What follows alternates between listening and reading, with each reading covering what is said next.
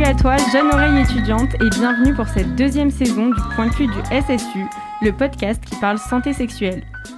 Comme nous l'avons évoqué dans notre premier épisode, les questions liées à la santé sexuelle sont très variées et peuvent englober l'orientation sexuelle, l'identité de genre, l'expression sexuelle, les relations ou encore le plaisir. Dans cet épisode 3, nous n'allons pas aborder le sujet de la sexualité, mais plutôt des sexualités. Donc, je suis Lona, chargée de prévention au service de santé universitaire de Clermont-Auvergne. Et autour de la table aujourd'hui, j'ai le plaisir d'accueillir Nour, étudiante relais santé au SSU. Bonjour Nour. Alex, qui est doctorant en sciences de gestion. Bonjour Alex. Bonjour. Eduarda, qui est en Master 1 microbiologie. Bonjour. Bonjour. Et enfin Fadi, qui est architecte, mais également drag queen, sous le nom de Tatagine, que vous pouvez retrouver sur Instagram. Bonjour. Bonjour. Donc merci à tous et à toutes d'être présents. Alors avant d'entrer davantage dans la thématique du jour, j'aimerais vous demander donc ce que ça implique pour vous d'employer le terme de sexualité au pluriel. Fadi, du coup, pour toi ? Alors oui, moi je trouve que c'est important de reconnaître sexualité dans sa forme plurielle, parce que du coup ça évoque le spectre de la sexualité, pas juste une seule chose à laquelle tout le monde doit se conformer, tout le monde doit correspondre, et du coup ça laisse plus de marge de manœuvre, d'appropriation de la sexualité, de conformité. Il n'y a pas vraiment de pression à être une seule chose, comme ton voisin ou ton frère, ou peu importe. On peut tous être ce qu'on veut selon ce spectre et s'identifier comme on le sent. Merci. Eduarda, pour toi ? Alors, pour moi, les sexualités évoquent deux choses. Déjà, le fait qu'il y ait une diversité qui permet de se sentir plus à l'aise avec nous-mêmes, mais aussi une liberté de ne pas correspondre à une case, que juste une chose qui est représentée par la société, par exemple. Merci pour ta réponse. Et pour toi, Alex ? Pour moi, je pense que ça porte sur un double volet. Tout d'abord, il y a la question d'identité, l'identité de la personne. Et dans ce cas, donc, on parle d'identité plurielle. Il y a la possibilité d'avoir une identité au choix, question de s'auto-identifier. Et de notre côté, il y a aussi la question de contextualisation. Donc, on s'identifie par rapport à la société avec toutes les questions que ça peut imposer en termes d'acceptation, de renonciation peut-être. On va voir. Merci pour ces réponses. Donc effectivement, c'est vraiment pas anodin d'employer le terme de sexualité au pluriel. Par exemple, pour Juan Rigoli, donc, qui est président de la commission scientifique du Centre Maurice Chalumeau en sciences des sexualités, qui a été inauguré par l'Université de Genève, l'emploi de ce pluriel, il a une vraie signification. Donc en fait, comme tu disais, Eduarda, tu parlais de cases. Et donc, mettre le mot sexualité au pluriel, déjà, ça permet de rompre avec l'attachement profond des sciences au binarisme, duquel elles sont très dépendantes. Et en fait, parler de sexualité au singulier, ça renvoie aussi, enfin du moins ça renverrait, à la sexualité hétérosexuelle, donc à une femme qui a un rapport sexuel avec un homme, et ce, généralement dans un objectif de procréation. Alors qu'en fait, il existe autant de sexualité que d'individus, et heureusement, finalement, la sexualité n'est pas que procréative.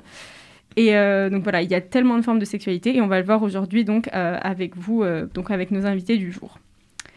Ma première question, c'est est-ce que le sujet de la sexualité, c'est un sujet qu'il était facile d'aborder pour vous au cours de votre jeunesse, et puis même jusqu'à maintenant d'ailleurs ? Fadi ? Alors, j'ai grandi au Maroc, dans une famille très très religieuse, musulmane, pratiquante, dans une petite ville au Maroc, c'était même pas une grande ville. D'accord. Donc le sujet de la sexualité était quasi inexistant pour moi avant que je commence vraiment à découvrir Internet.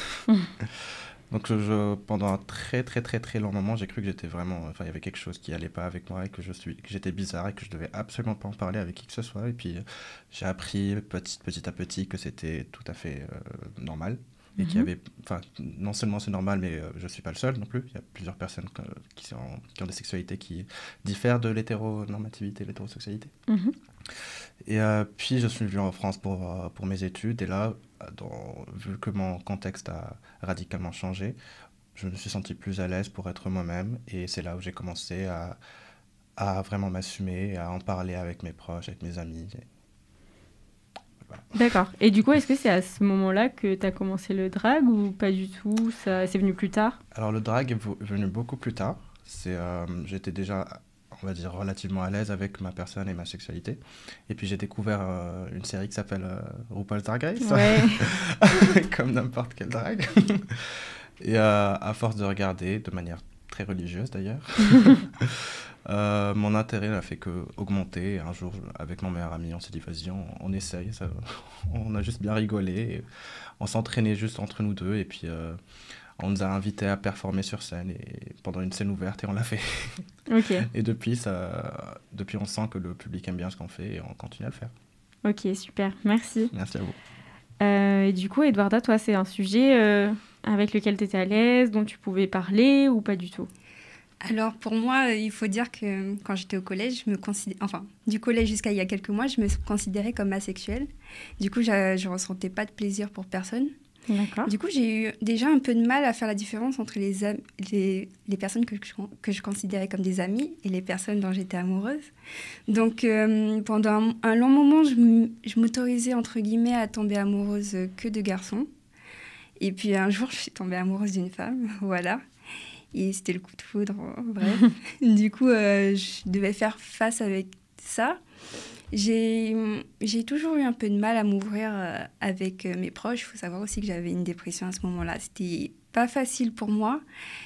Et il y a quelques mois, je suis de nouveau tombée amoureuse d'une fille. Et ça m'a permis de me dire que finalement, que je tombe amoureuse d'un garçon ou d'une fille, il n'y a pas d'importance en fait. Ok, merci. Et justement, là, tu nous parles d'asexualité et que du coup, ça rendait difficile le fait de différencier des potentiels intérêts amoureux, amoureuses de tes amitiés. Du coup, comment tu gérais ça? Parce que c'est vrai qu'en fait, on nous apprend pas trop que en fait, c'est possible d'être asexuel. Oui. En fait, nous, on nous apprend que c'est très simple de faire la différence entre un ami ou une potentielle relation amoureuse. Voilà, là, tu vas avoir des sentiments amoureux, là, des sentiments amicaux.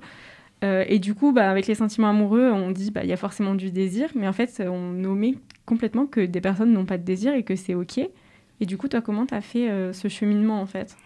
Alors, il faut savoir qu'à l'époque, j'étais amoureuse d'un garçon. Et ce garçon n'a pas été très correct avec moi. Il voulait que mon corps. Mais j'étais amoureuse de lui à l'époque, mais je n'éprouvais pas de désir pour lui. Donc, il y a eu tout un cheminement, en fait. Je lui ai posé plein de questions. Il a été très patient, par contre. Il a répondu à chacune de mes questions. Il a essayé de me mettre à l'aise, comme il pouvait, franchement, si le moment était venu. C'était ce moment-là, en fait. Et puis, c'est à ce moment-là que j'ai découvert mon corps par moi-même, seule. Et je me suis dit, non, il n'y a aucun problème avec mon corps, donc tout va bien. Et je me suis dit, non, je ne vais pas me forcer à avoir une relation avec ce garçon. Et à ce moment-là, je me suis dit, j'ai fait un peu de recherche sur Internet, j'ai regardé un peu les blogs, ce que les personnes en pensaient. C'était là la première fois que j'ai entendu le mot asexualité. Et je me suis dit, ça fait du bien de savoir que j'ai pas de problème, en fait, tout va bien. Si je n'ai pas envie d'avoir de relations sexuelles avec des personnes, je ne rate rien à ma vie. Et concernant cette différence entre, du coup, amitié et amour, donc j'étais persuadée à ce moment-là que, comme tu l'as dit, que l'amour, c'était vraiment avec le désir. Mais en fait, il y a vraiment quelque chose d'autre. L'amour, ça, comment dire, on le sait quand on est amoureux. Donc, même s'il n'y a pas de désir, l'amour est là, quoi. Exactement. Et du coup, c'est important, l'importance de la représentativité, en fait. Parce que, comme tu dis, quand tu as cherché, il y a eu un mot posé sur ce que tu ressentais et tu te sens tout de suite soulagée. Et c'est vrai que maintenant, on a plus de représentation, mais quand tu étais plus jeune, du coup, peut-être que ça en manquait. Et ça fait du bien de se dire, en fait, il y a un mot, ça existe, je suis normale, évidemment. Ok, merci beaucoup pour ta réponse. Et du coup, pour toi, Alex, comment ça se passait? Est-ce que c'était possible d'aborder ce sujet? Est-ce que toi, tu te sentais à l'aise avec tout ça? Moi, personnellement, je rejoins Fadi par le fait que, j'étais né et j'étais élevé dans une société moyen-orientale qui, bien qu'elle soit considérée comme étant, la plus libérée dans la région, La communauté vit dans un état de schizophrénie parce que, bon, d'un côté, on se considère comme vivant dans une société qui est libre,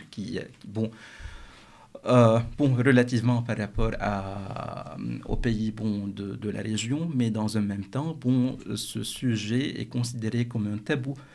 On vit une schizophrénie, on vit sa sexualité en cachette. Moi, personnellement, j'étais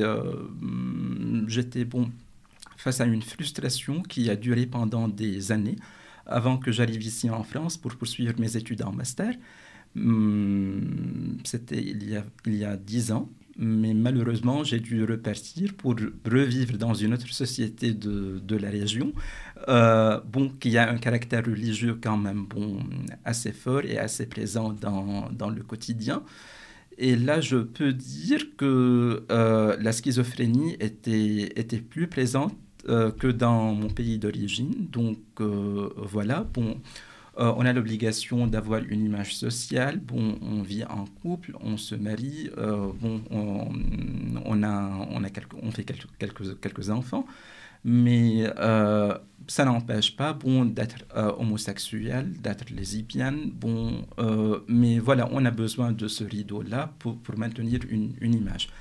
De retour ici en France, je peux dire que c'était de ma bonne chance parce que là, je me considère vivre à mon aise, comme un être humain qui a le droit d'avoir une identité et de la vivre librement, sans aucune restriction sociale. Ok, donc du coup, ça t'est permis que lorsque tu t'es éloigné de ton pays d'origine et de certaines coutumes de ta famille aussi peut-être, du coup, qui étaient peut-être pas très compréhensives ou... En fait, je peux dire que les deux points, les deux questions se posent dans les sociétés moyen-orientales. Côté familial, il pourrait y avoir des restrictions. Une renonciation à que son enfant soit homosexuel, asexuel ou lesbienne. Mais de notre côté, il y a le côté social avec la religion qui peut intervenir pour rendre ça contre nature, inacceptable, blâmable. Et dans certains pays de la région, c'est... le cas, entre guillemets, peut-être peut faire face à une peine de mort. Oui, malheureusement, si on connaît qu'il a des préférences sexuelles, entre guillemets, contre nature ou contre normes sociales. Oui, ok. Merci pour cette réponse, vraiment, d'avoir partagé cette expérience. Et donc du coup, le rapport que vous pouviez avoir à la sexualité ou à votre sexualité au cours de votre jeunesse ou jusqu'à encore récemment, est-ce que ça a fait qu'à un moment donné, vous avez souhaité ou vous auriez aimé que votre orientation sexuelle soit différente de ce qu'elle est actuellement? Fadi, oui, je vois que tu hausses la tête. Oh oui. Encore une fois, grandissant gay au Maroc, et que tu vois tous les gens autour de toi avoir des relations avec... surtout d'un point de vue d'un garçon qui a des amis garçons. Tu as tous tes amis avec des filles, et tous tes cousins se marier, et toi, tu n'arrives juste pas à te projeter dans ce mode de vie. C'est bien les femmes, mais non, pas là. Pas comme ça. Voilà, pas comme ça. J'arrive juste pas à me projeter, et pendant des années, c'était, on va dire, la première étape avant que je m'accepte vraiment, c'était le déni. C'était un déni très, très, très, très fort, où je me forçais à être hétérosexuel, entre guillemets, où j'avais quelques copines, mais les pauvres. Toi-même, tu savais. Ouais, ça ne servait absolument à rien. Ouais. Ça renvoie à ce que disait Alex, ce truc de rideau, de façade. Oui, absolument. Tu sais que tu vas ramener une sorte de honte à ta famille si jamais ce secret est découvert. Parce que, en tout cas, je vais parler pour ma famille, je ne sais pas si c'est vraiment le cas dans tous les pays arabes. Et, par exemple, pour ma famille, c'est ce qui est important, c'est ce que les gens vont voir, pas vraiment ton confort à l'intérieur de ta famille. Donc, tu perds ce sens abri dans le chez-toi, dans là où tu as grandi. Ouais, tu te sens pas en sécurité, Ouais, c'est finalement. pas là où tu te sens en sécurité, tu te sens en sécurité ailleurs, avec tes amis ou peu importe où. Et finalement, ça crée une séparation, des cassures dans les relations familiales. Donc oui, pour revenir à la question d'origine, je me suis un peu éparpillé. Pas de souci. Oui, j'ai essayé, j'ai forcé pendant des années de changer ma sexualité, mais non, ça ne marche pas. Ce qui est naturel pour toi va revenir, peu importe à quel point tu le chasses. C'est sûr. Et puis au final, tu le faisais pas pour toi, tu le faisais pour de la famille, pour le regard des autres. Donc en fait, tu peux essayer de mentir à qui tu veux, mais à toi-même, tu pourras pas, quoi. Oui, c'était très théâtral. J'étais un bon acteur, par contre. Ouais, mais peut-être qu'en plus, ça a fait que te confirmer ta sexualité, tu vois, en te disant non, il n'y a aucun doute. Surtout après le moment où j'ai mon premier bisou avec un garçon, tout s'est confirmé dans ma tête. C'était vas-y, va voir des films maintenant. Il n'y a pas de doute.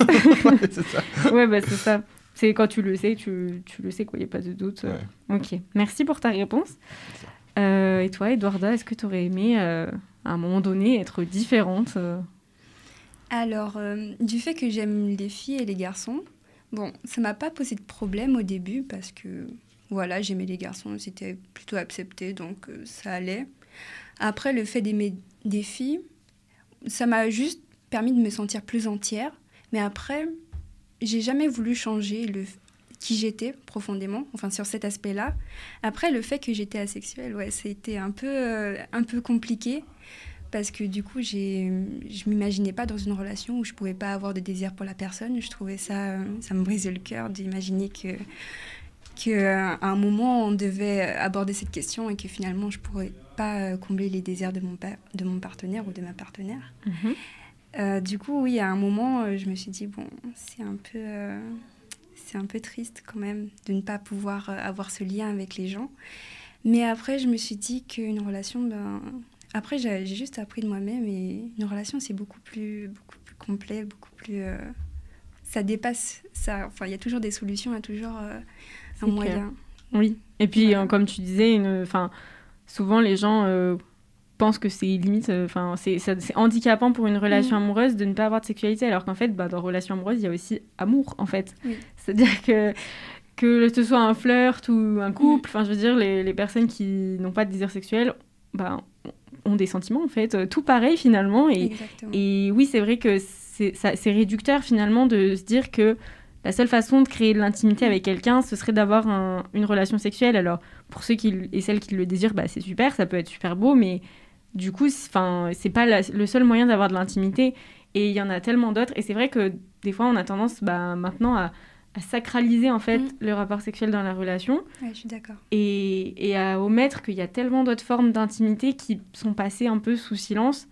Et c'est vrai que oui, je trouve ça dommage aussi. Et du coup, toi, Alex, est-ce que il t'est arrivé pareil, d'avoir cette pensée de j'aurais aimé être différent Du tout. Moi, personnellement, je me considère et je m'identifie, au moins dans mon entourage proche, en tant que bisexuel. Pendant l'adolescence, j'ai eu la curiosité d'avoir des rapports avec des hommes, avec des femmes, et j'ai apprécié. Je me suis trouvé dans un état de satisfaction corporelle, émotionnelle, en vivant cette dualité de rapport. Mais ce qui est frustrant, c'est le fait que, comme je viens de le mentionner, d'avoir grandi et d'avoir vécu dans des sociétés qui nous obligent d'avoir cette schizophrénie, de n'oser plus afficher publiquement cette identité. Donc voilà, donc il y a d'un côté le plaisir et de l'autre il y a la peur, malheureusement. Oui. Et est-ce que du coup, cette peur, elle a perduré longtemps? Elle existe encore ou... Malheureusement, oui, parce que côté normes sociales, côté pression religieuse, côté renonciation au fait d'être homosexuel, bisexuel ou lesbienne, malheureusement, ça persiste toujours dans mon pays d'origine et aussi c'est le cas dans plusieurs autres pays du Moyen-Orient. Donc ce n'est pas seulement mon cas, c'est aussi le cas d'autres personnes qui n'osent pas vivre librement leur sexualité, ou plutôt leur identité sexuelle. Oui, exactement. Et du coup, ça me fait le lien avec ce que Nour aimerait partager avec nous. Donc, elle va nous faire un petit point culturel sur justement les sexualités et comment il y a encore des grandes divergences entre les pays et pourquoi c'est finalement important d'en parler encore aujourd'hui.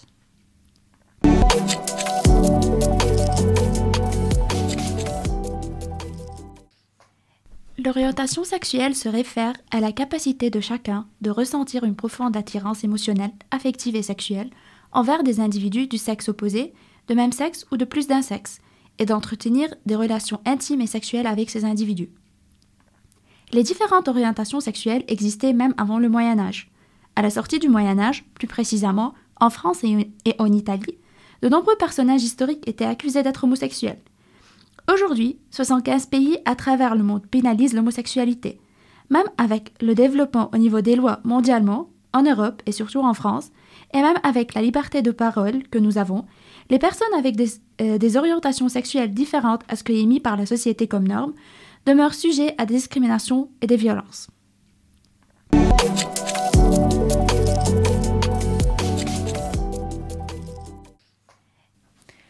Donc on l'a vu avec Nour, alors que la parole, elle est censée n'avoir jamais été aussi libre, enfin du moins en France et dans les pays occidentaux, on peut dire. Les personnes qui sortent du cadre de la norme, donc de ce cadre très hétéronormé, comme on en a parlé un petit peu plus tôt, ce cadre, il est tellement ancré qu'en fait, ces personnes demeurent stigmatisées. Du coup, face à ça, il y a différents comportements qui peuvent être adoptés par les personnes, donc en fonction de leur volonté, mais pas que, en fonction du contexte dans lequel elles évoluent, comme on l'a vu avec vos pays d'origine, etc., en fonction des ressources dont on dispose, en fait. Du coup, vivre sa sexualité, ça peut être très difficile, ça peut être source de complexe, voire de honte, tandis que pour d'autres personnes, c'est un objet de lutte à part entière. Donc vous, aujourd'hui, est-ce que vous diriez que votre sexualité, c'est quelque chose qui vous pèse, c'est une force, ou alors ça n'influe pas du tout votre vie quotidienne et la personne que vous êtes ? Fadi. Alors, au stade où j'en suis aujourd'hui, je dirais que ma sexualité, c'est complètement une force. Une force dans le sens où ça me permet de me détacher de cette norme sociétale et de ne pas forcément correspondre en tant qu'homme cis. Je me dis que si je me suis détaché du côté sexuel de la norme, je peux me distancer aussi de toutes les autres normes qu'on m'inflige, côté présentation, côté comportement, côté qui je fréquente pas. C'est-à-dire, maintenant j'ai bien compris que je peux très bien me présenter d'une certaine manière avec les cheveux que je veux, avec les habits que je veux, avec les chaussures que je veux, et avoir les manières que je veux. Les gens, il y en a qui vont aimer, il y en a qui vont pas aimer. Ça va rien faire. Tout ce que je peux vraiment contrôler, c'est ma manière de voir les choses, ma manière de me présenter au monde. Si quelqu'un veut dire quelque chose, il peut. C'est pas lui qui paye les factures.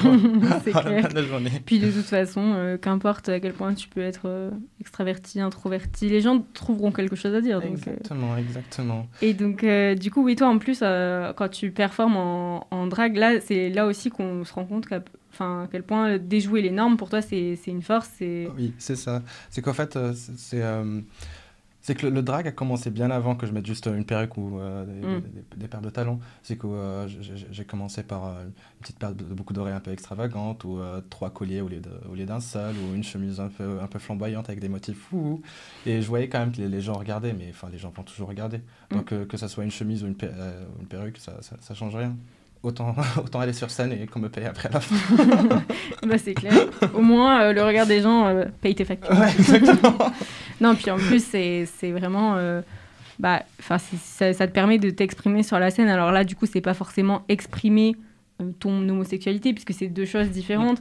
Mais je trouve ça intéressant que c'est quand même ton personnage drague, du coup, ça reste un objet de lutte, finalement. Même si c'est aussi une passion, j'imagine. Oui, bien sûr, c'est une passion, mais c'est aussi, je suis d'accord quand tu dis que c'était un objet de lutte, parce que, je ne sais pas si vous connaissez du coup RuPaul. Mais Si, un peu. il y a une phrase qu'il aime bien dire, c'est que, enfin, lui aussi, il est drag queen, il aime bien dire à chaque fois que je suis en drag, chaque battement de cils est un acte politique, parce que ça prouve juste que je suis là, que je ne vais pas bouger. C'est pas parce que vous ne voulez pas que je sois là que je ne vais pas être là, je ne vais pas me plier à vos demandes juste parce que vous le voulez. Je suis là et j'existe et j'ai le droit d'exister dans l'identité que je veux.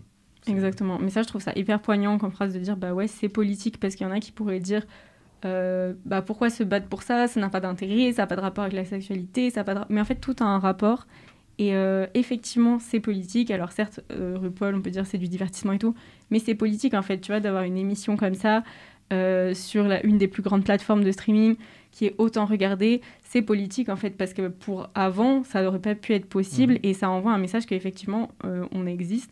Mais alors là du coup c'est des personnes qui font du drag, mais en fait vous, autour de la table, moi, nous tous, en fait, on existe dans avec notre sexualité, avec notre forme de désir, de non-désir, de préférence. Et je trouve ça hyper important ce que tu dis. Enfin, ouais, on existe, en fait, on a le droit.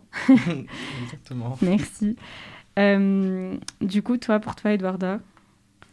Alors pour moi, le fait que je découvre ma sexualité, ça a été quelque chose d'assez important pour moi.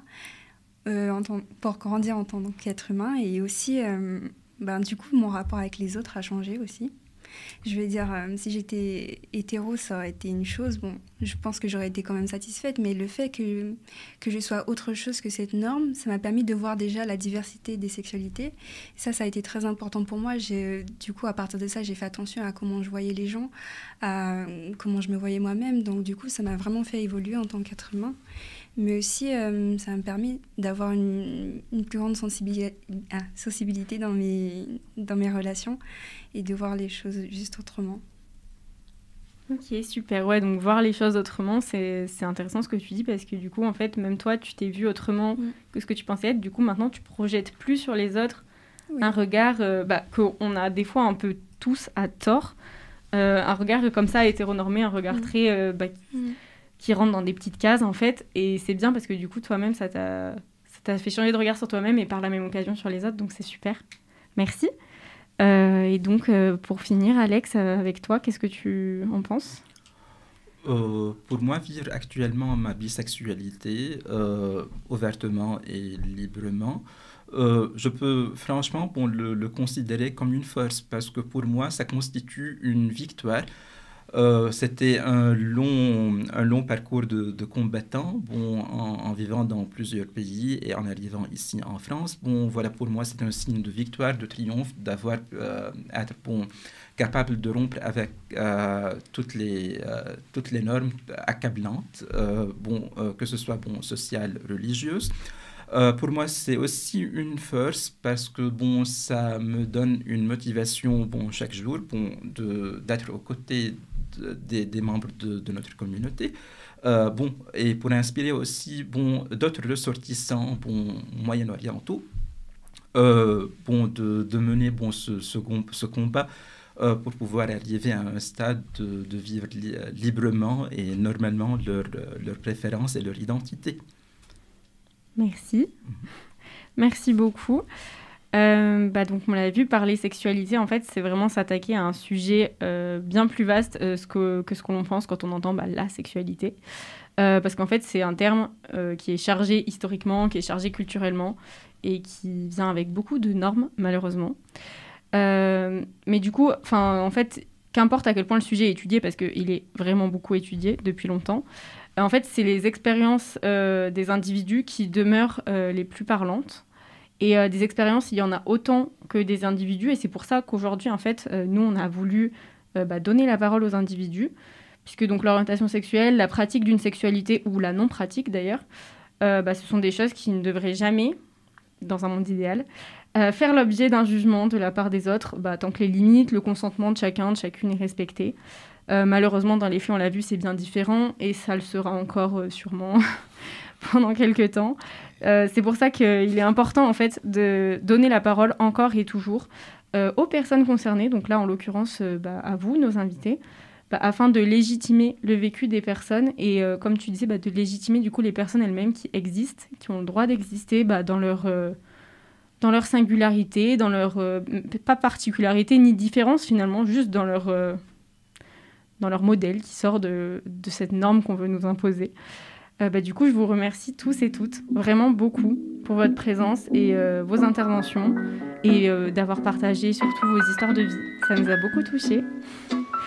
Et j'espère aussi que ça vous aura été bénéfique, et que ça aura été bénéfique à nos auditeurs et nos auditrices. Bref, merci à toi de nous avoir écoutés, et si à la suite de ce podcast tu as des interrogations sur le sujet, tu peux prendre RDV avec un professionnel du service de santé qui pourra évaluer tes besoins et répondre à tes questions. Surtout, n'oublie pas de nous suivre sur nos réseaux sociaux Étudiants Relais Santé pour en savoir plus.